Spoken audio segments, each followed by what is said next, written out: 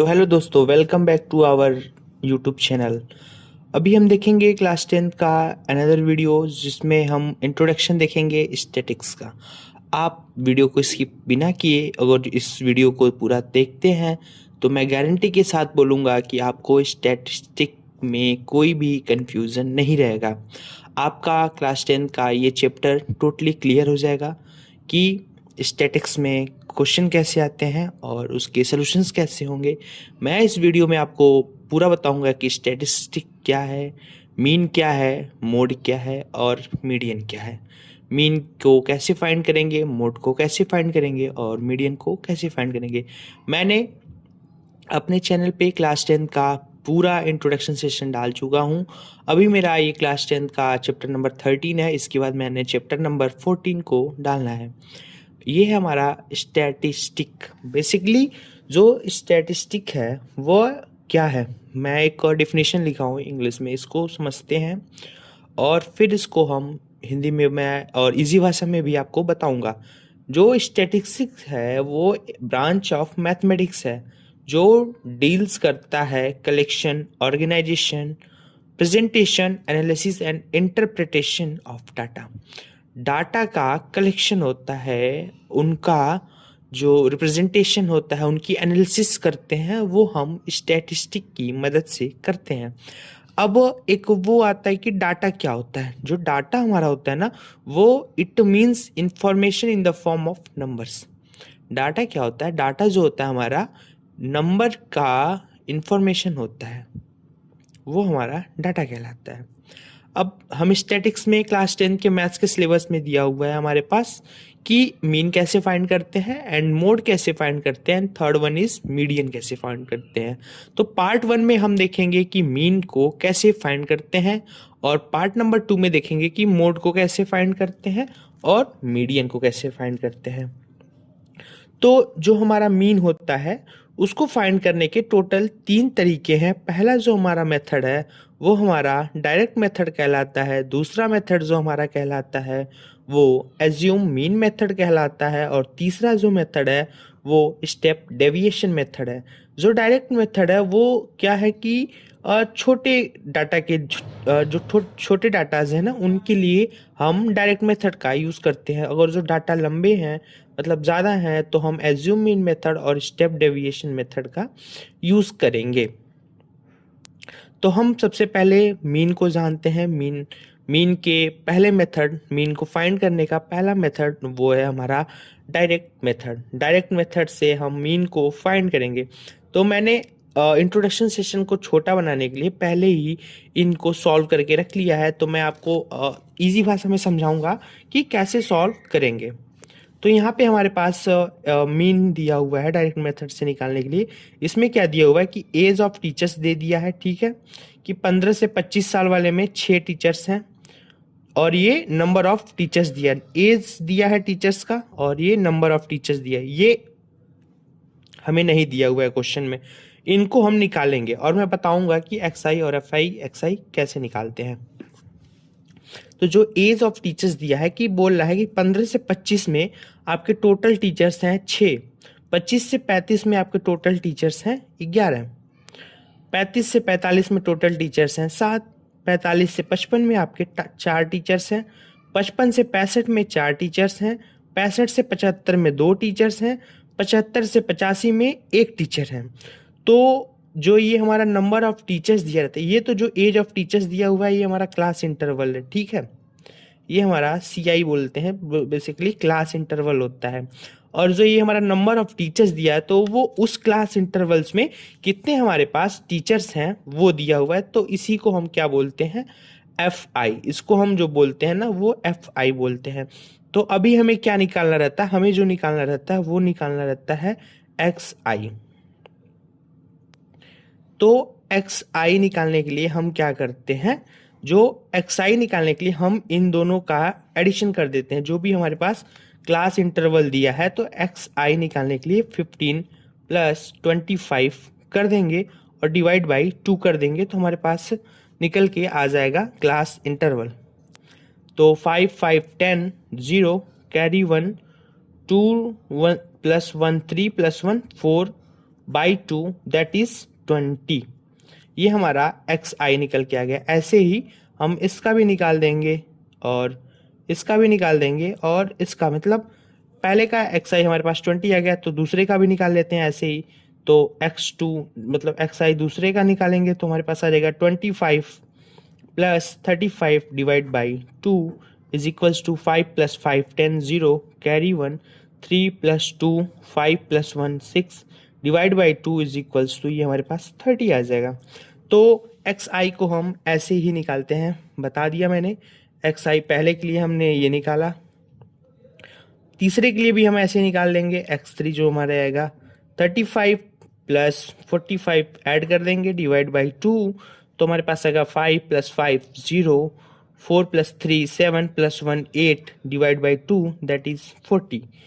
x3 हमारे पास 40 आ जाएगा। ऐसे ही हम 45 55 को 50 आ जाएगा, वैसे 55 प्लस 65 को ऐड कर देंगे और 2 से डिवाइड करेंगे तो हमारे पास 60 आ जाएगा। ऐसे ही हम एक्स आई को पूरा निकाल देंगे और एफ आई तो हमारे पास दी हुई है क्वेश्चन में और क्लास इंटरवल भी दिया हुआ है। अभी हम क्या करेंगे ना दोस्तों, अभी हम करेंगे एफ आई एक्स आई। अभी हम निकालेंगे F i x I.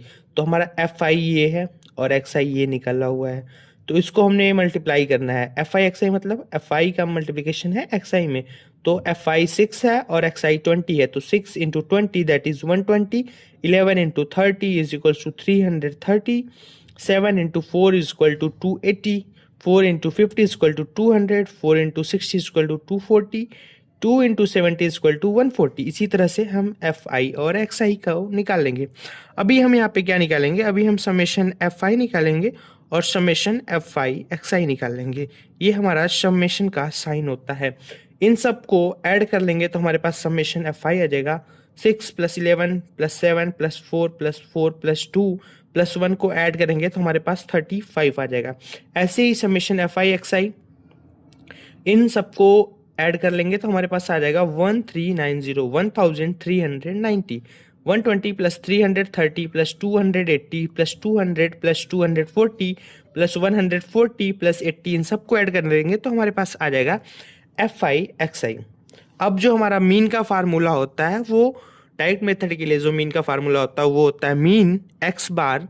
Mean को हम एक्स बार से डिनोट करते हैं, तो x bar is equals to summation F i x i upon summation F i, ठीक है, is equals to summation F i x i की वैल्यू हमारे पास थी 1390 डिवाइड बाई एफ आई की वैल्यू हमारे पास समेशन एफ आई की value आई 35 1390 को और जो हम 35 से डिवाइड करेंगे तो हमारे पास आ जाएगा 39.71 और यही हमारा आंसर है।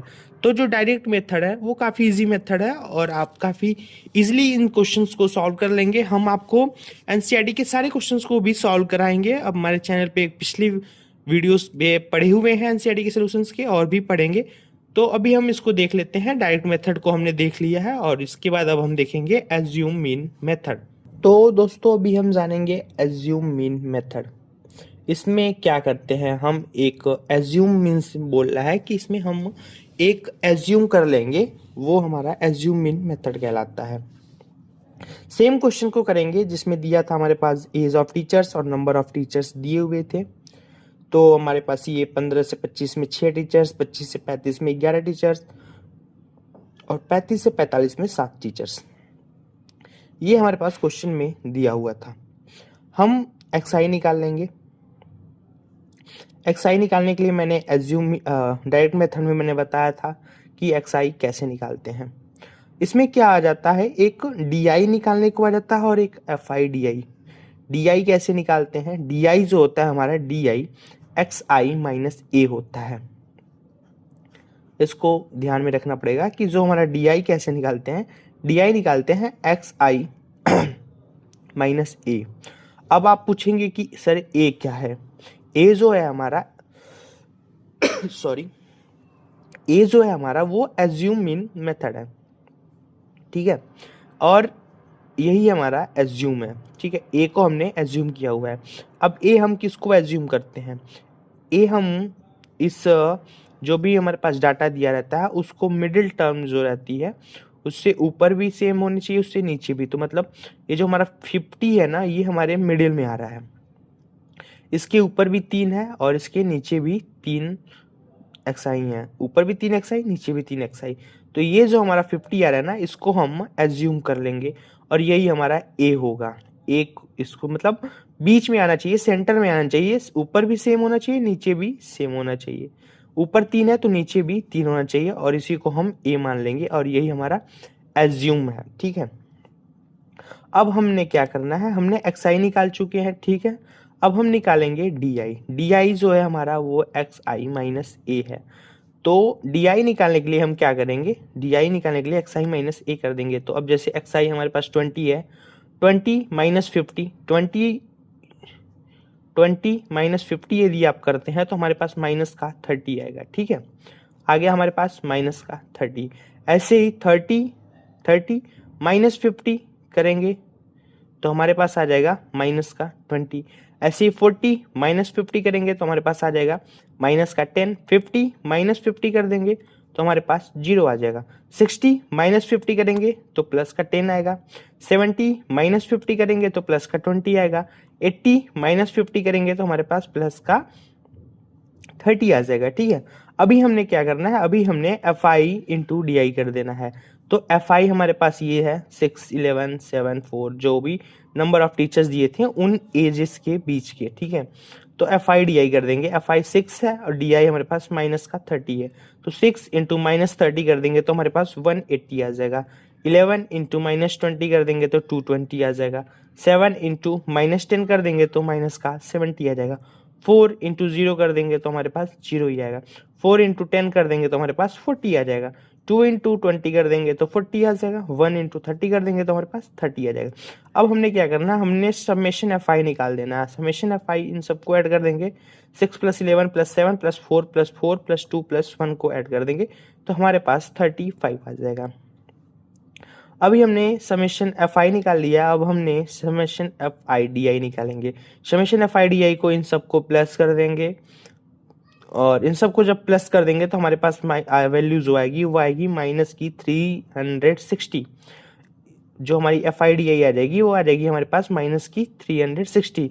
इसका जो फार्मूला होता है ना एज्यूम मीन मेथड का, ये होता है X bar is equals to A plus summation F I D I upon summation F I. हमने ए मान लिया था, ए जो हमारा एज्यूम था वो हमारा था 50। तो x bar is equals to 50 plus bracket लगाएंगे minus f I D i हमारे पास था माइनस का 360। तो minus 360 divide by summation F I हमने निकाला था 35 डिवाइड बाई 35 कर देंगे। 35 360 को डिवाइड कर देंगे तो हमारे पास आ जाएगा 10.29। 50 प्लस 10.29 कर देंगे तो हमारे पास 50 प्लस माइनस 10.29 है, तो मतलब ये माइनस हो जाएगा। 50 में से 10.29 को सब्ट्रैक्ट कर देंगे तो हमारे पास जो एक्स बार की वैल्यू आएगी, जो मीन आएगी, वो आएगी हमारे पास 39.71।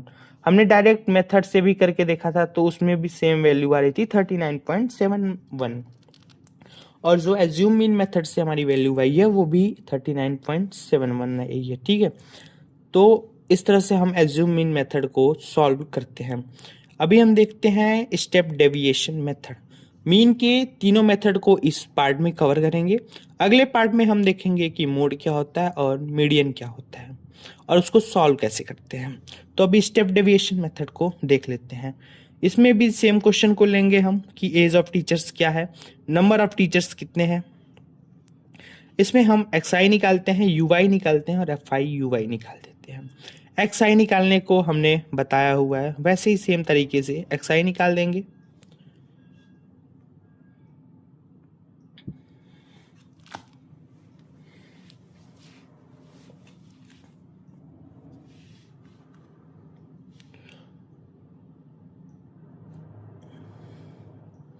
यू आई निकालेंगे और एफ आई यू आई निकालेंगे। यू आई निकालने के लिए हमने क्या करना है, यू आई निकालने के लिए जो फार्मूला होता है हमारे पास x i minus A upon H होता है। यू